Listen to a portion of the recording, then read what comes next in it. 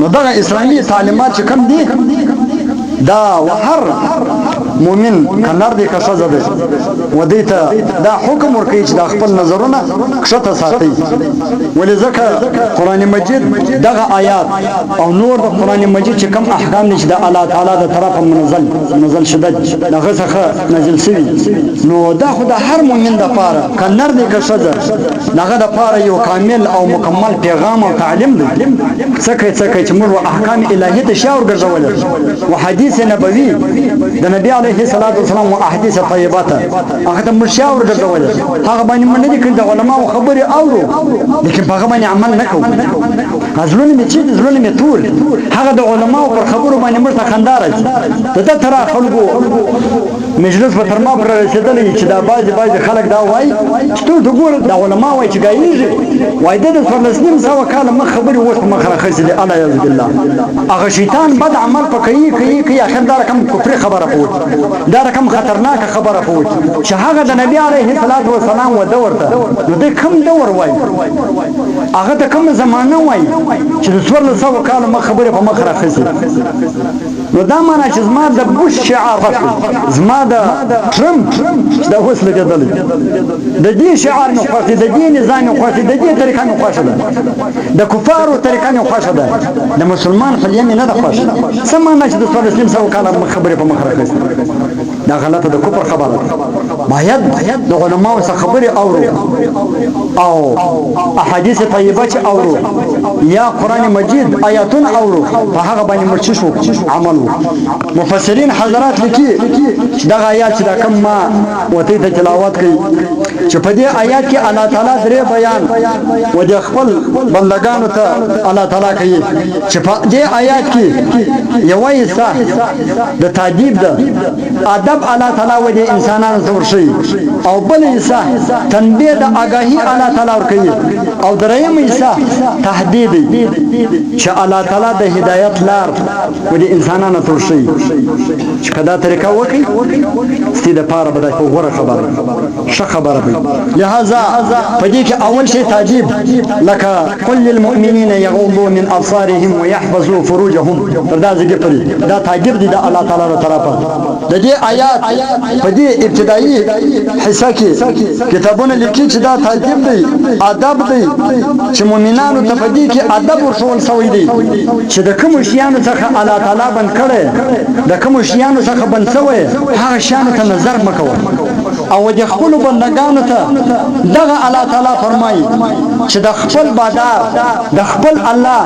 د حکم موافق ولاسه د الله حکم ومنه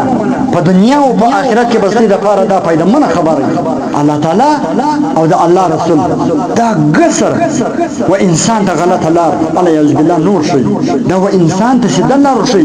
چې هغه شد انسان و جنت رسي حکم مشکه د هغه احکام موافق ولاسه او دا غره کم د دې آیات سره دا معلومیږي چې غزه بصر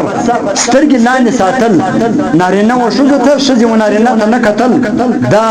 ابتدا ده اول دی او خپل شرمګاوي د زنا څخه ساتل د شرمګاو حفاظت کول دا انتها د کتابونه لہذا دا دواړه سره لازم ملزم دي که انسان سترګې وساتي شرمګا به ساتل او که انسان سترګې غلط استعمال کړي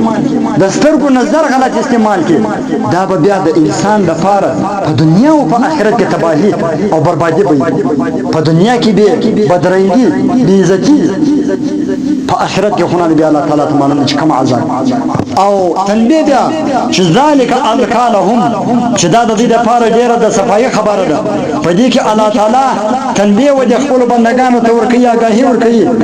چې نظر لاندې ساتل نظر د سترګو کښته ساتل و نامحرمه نه کتل د دې ډېرې فائدې دي چې یو فائدہ ده چې په زړه کې پاکیزګي راځي زړونه به صفای حتی چې د ګناه وسوسه په انسان بیا په خیال کې نه راوګرځي که شرک انسان د خپل سترګې لاندې وساتي او پرده په کور کې جوړه شي ښځې وینځونې د باندې نه راووځي د امریکې او د بار ملکو طریقه نه کې استعمال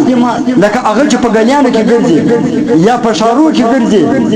یا د نارینه و د دې ښځو خلط ولط مخلوطوالی که چیرې په مسلمانانو کې هم دا طریقه شي نو بیا عملي طور د مسلمانو د کافر فرق چی صرف عقیده کې به فرق عقیده کې به د مسلمان دا چې الله مني رسول مني کافر به الله او رسول نه مني اسدا په فرق باید موږ د شیطان او د کفارو سره مکمل د خپل عملي فرق چی کوراو اول په کور کې پرده جوړ کور مش د دونه غچ کلاوي جوړ کړي د دونه غټ دیولونه چې جوړ کړي دا غټ ګټونه چې کیږي د چیز د پاره نه کیږي نو چې بیا موږ شې وینځونه د باندې راو باسو بیا د ګټو څه ضرورت دی د دیولو څه ضرورت کوم ودی شوزو د پرده نه کوو او دا شو دي په دې خپل کورو کې سنبال نه کوو په دې باندې میړه ملامتي د میړه سبب پښتنه کیږي په ورځ د قیامت باندې د لور په باره کې به د فلار سبب پښتنه کیږي د ورېره په باره کې به د اکا سبب پښتنه کیږي د خور په باره کې به د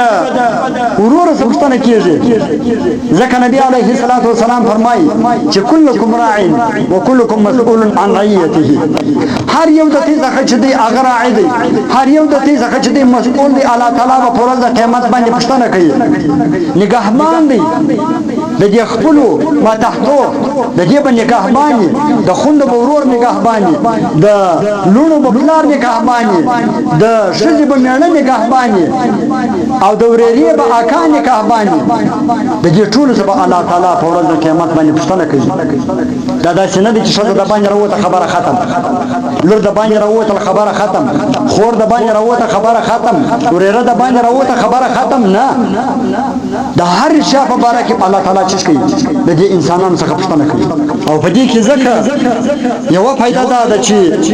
د ګناو په سبب فزلو کې نشرا او په دماغو کې باندې راوګرځي او دا غره کم کچيري پر دې آیات باندې انسان عمل وکي الله تعالی فرمایي په دې کې د خپل فائدہ الله تعالی هیڅ فائدہ نه د هر انسان چې د 5 فوټه بدن دی 6 فوټه بدن دی 4 فوټه بدن دی دغه انسان مخفل فائدہ دی الله تعالی هیڅ فائدہ نه ما وتاسو بار ویلي کتابونه لیکي چې دا ټول دنیا الله یعذ بالله کفار سي کافران سي او الله تعالی ته ذره تاوان هم نه او کدا ټول دنیا مسلمانان سي شپه ورځ پر سجده باندې سي د الله عبادت کوي یو ګناه نه وکي د الله تعالی په بچی کې دا ښه فائدہ نه ده د الله تعالی دا د هر انسان خپل فائدہ ده ځکه د الله قرآن فرمایي کبد کوي هم د خپل ځان سره کوي کب شکي هم د خپل ځان سره کوي بیا د انسان د لپاره څه کول پکار څه کول پکار کبد کول پکار